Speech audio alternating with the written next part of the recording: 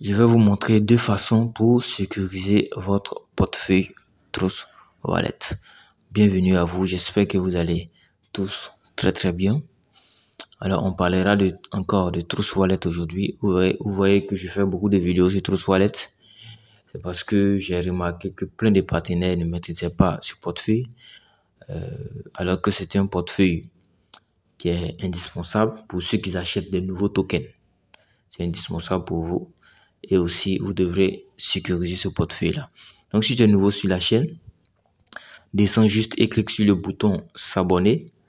Active aussi la cloche de notification parce que ceux qui ont activé avant toi ont été les premiers à recevoir cette nouvelle vidéo-là. Donc, pour être le premier à recevoir aussi les nouvelles vidéos qui sortent sur la chaîne, active la cloche de notification.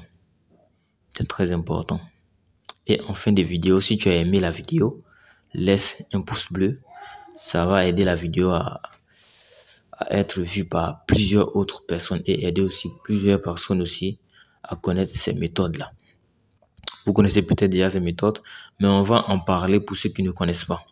La première méthode, c'est de sécuriser son portefeuille, mettre un code d'accès.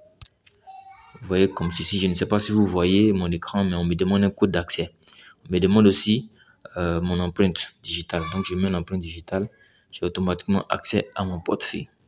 Donc, comment mettre ce code d'accès? Pour mettre ce code d'accès, vous venez dans Paramètres, Sécurité. On me demande encore le code. Je vais désactiver là. Vous verrez code d'accès et vous cochez. On vous demande votre code d'accès. Vous mettez le code d'accès à 6 chiffres. Vous mettez le code à 6 chiffres. Ensuite, verrouillage automatique, vous mettez immédiat. Comme ça, si vous verrouillez votre téléphone que vous déverrouillez, on va vous demander encore le code. Méthode de verrouillage, vous mettez code d'accès et biométrie.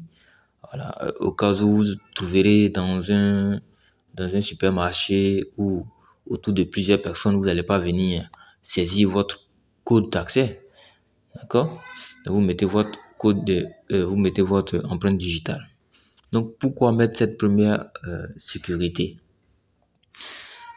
Je ne sais pas si ça vous arrive, mais souvent, quand vous êtes entouré de personnes, quand vous êtes dans un endroit public, dans un centre commercial ou une voiture de transport ou dans une ville quelconque, dans un restaurant, vous pensez que ceux qui sont à côté de vous ne connaissent pas la crypto-monnaie.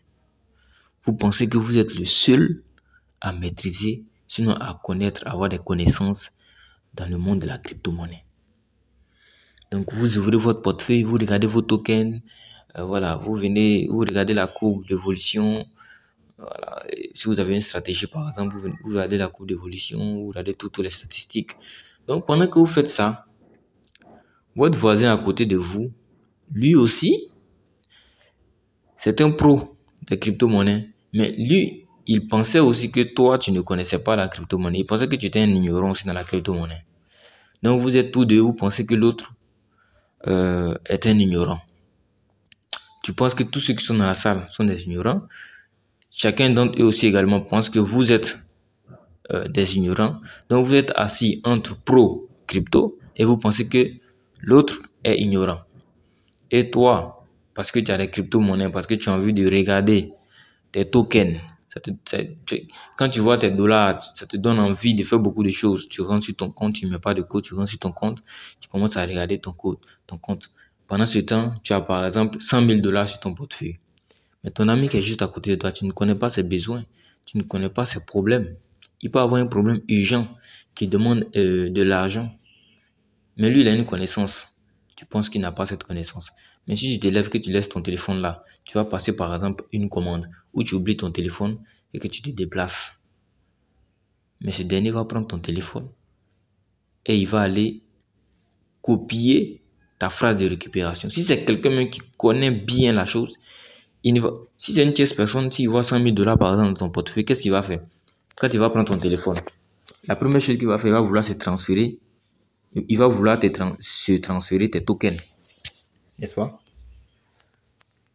C'est la pensée de plusieurs personnes. Mais pour celui qui connaît le plus, il ne fait rien avec tes tokens transférés. il va rentrer directement dans tes paramètres, aller copier tes 12 phrases, tes 12 mots de récupération. S'il a tes 12 mots de récupération, il prendra ton téléphone, il ira te chercher pour te remettre ton téléphone.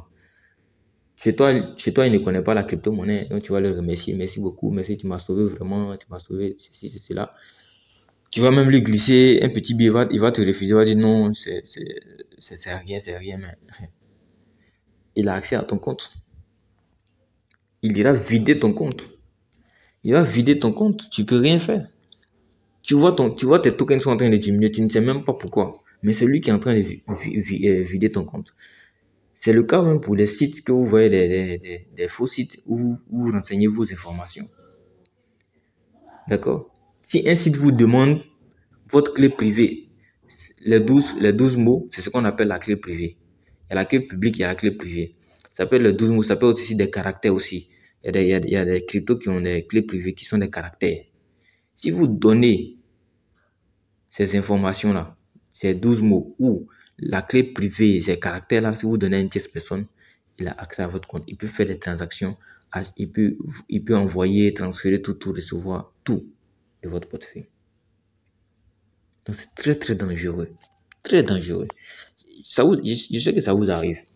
Quand vous êtes assis en public, vous pensez que quand vous rentrez sur votre toilette ou sur vos portefeuilles, vous pensez que vous êtes le seul en fait.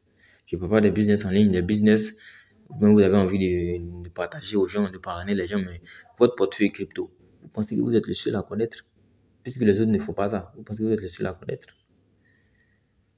Pendant ce temps, il y a un as, un pro de la crypto-monnaie qui est juste assis à côté de vous, vous ne savez même pas. Et vous surfez sur votre téléphone, mais il va vous plumer. D'accord? Donc, on revient maintenant à la deuxième méthode. La deuxième méthode, c'est de sauvegarder ses phrases de récupération, ses mots de récupération. Comment le faire? Vous entrez dans paramètres, portefeuille, vous tapez sur les 3 boutons. Moi, j'ai plusieurs comptes, parce que j'ai plusieurs comptes pour plusieurs choses. J'ai un compte pour le staking, j'ai un autre compte pour d'autres choses, d'accord? Vous allez rentrer là et vous allez cliquer sur afficher la phrase. Vous voyez, quand je clique sur afficher la phrase, qu'est-ce qui se passe? On me demande mon code. C'est pourquoi il est très important de mettre un code sur son portefeuille, Trust Wallet. Parce que si une tierce personne même prend votre téléphone juste derrière vous, si vous avez oublié, vous n'avez pas éteint, si vous avez oublié, s'il prend et qu'il rentre sur votre portefeuille, la première chose à faire, si c'est quelqu'un qui connaît bien, il va aller directement sauvegarder vos mots de récupération. Vous voyez un peu? Donc c'est dangereux. Même je prends un autre exemple. Donc déjà là, quand vous allez cliquer dessus, vous acceptez tout ça, vous acceptez les conditions. Ils vous donneront vos 12 mots. Je vais vous montrer comment bien sauvegarder ça. Donc je prends un exemple simple. Ça, c'est une question maintenant.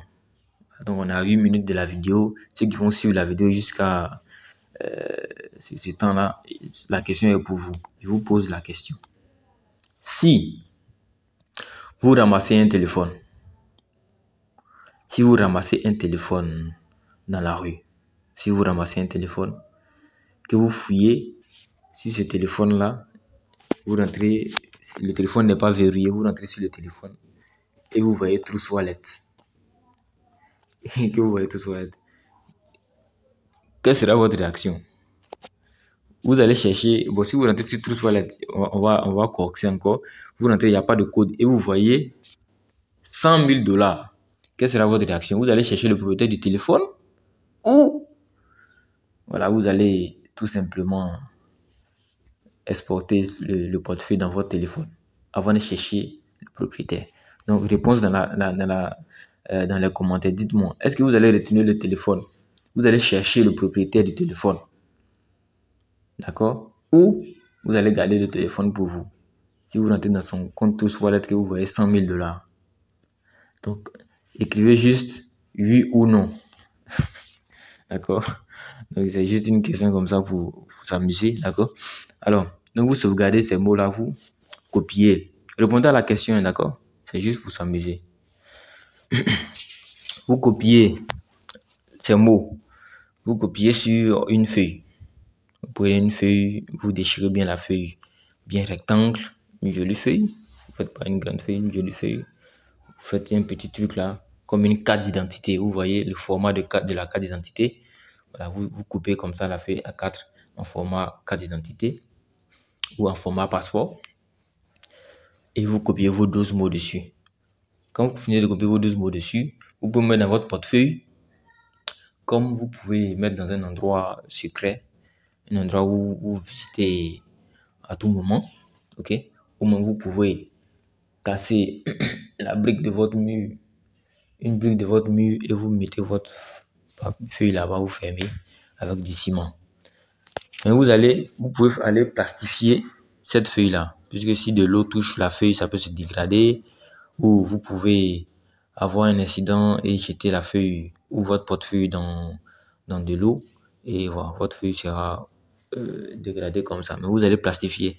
Même là encore, vous êtes en danger, parce que vous ne savez pas si celui qui fait la plastification, généralement ceux qui font la plastification, c'est ceux qui jettent des cybercafés, ou même des personnes qui le font comme ça. Mais vous ne savez pas si cette personne-là connaît le monde de la crypto-monnaie. Et vous venez lui donner vos 12 mots. Vous lui demandez de plastifier. S'il voit ces 12 mots-là, il saura que c'est pour un portefeuille. Donc si c'est quelqu'un qui n'est pas honnête, il va copier vos 12 mots simplement. Ou va faire une photo, il va retenir vos 12 mots. Pendant que vous attendez que lui finisse de faire son travail. Et vous partez, lui, il va récupérer votre portefeuille. Vous avez votre portefeuille, mais lui aussi, il a votre portefeuille. Il va récupérer tous vos tokens. Donc, qu'est-ce que vous pouvez faire? Voici la méthode que moi j'ai mis en place. Vos 12 mots, quand vous copiez vos 12 mots, essayez d'observer vos 12 mots. Regardez quelles sont les lettres qui se répètent le plus. Vous choisissez 3 lettres qui se répètent le plus pas forcément dans chaque mot. La lettre ne doit pas être forcément dans chaque mot. D'accord? Mais vous regardez quelle est la lettre qui se répète le plus dans les différents mots. S'il y a 3 mots, par exemple, qui ont la même lettre, c'est déjà bon. Qui ont une lettre en commun, qui se répète dans ces 3 mots, c'est déjà bon. Donc, vous choisissez 3 lettres comme ça. Et ces 3 lettres-là, en écrivant vos 12 mots, vous changez ces lettres-là par des symboles. Vous pouvez changer la lettre A, par exemple, par un point. Ça veut dire si dans votre mot de récupération, il y a abuse, il y a abusé. Quand vous allez écrire, vous mettez point et vous mettez busé. Point busé, ou vous mettez slash busé, vous mettez arrobas busé. Et là, partout où il y a la lettre A, vous remplacez toutes ces lettres-là par arrobas. Et vous prenez la 3e lettre que vous allez transformer aussi, une lettre aussi quelconque, vous transformez en un symbole. Donc vous avez vos phrases comme ça. Si une personne voit, il voit arrobas. Arrobas correspond à quelle lettre? Il ne sait pas. C'est vous ceux qui le savez. D'accord? Vous faites ça comme ça et vous allez plastifier. Vous plastifiez simplement. Vous avez ça dans votre portefeuille. Vous pouvez mettre même une feuille, une petite feuille. Vous allez vous plastifier simplement. C'est tout. Le gars, il verra. Il sait que c'est pour un portefeuille, mais il ne sait pas à quoi correspondent les différents symboles. Ça vous met en sécurité. Comme aussi, vous pouvez enregistrer sur un papier texte et vous mettez ça sur votre compte Driver. Ou si vous avez un iCloud, vous enregistrez simplement sur votre iCloud. Ça vous permet de récupérer ces textes-là. Lorsque vous aurez perdu votre téléphone, avec votre email, vous pouvez récupérer ces mots. Donc voici les 2 façons pour sécuriser son téléphone, d'accord, son portefeuille du moins. Mettre un code d'accès qui est très important et aussi sauvegarder ces 12 mots.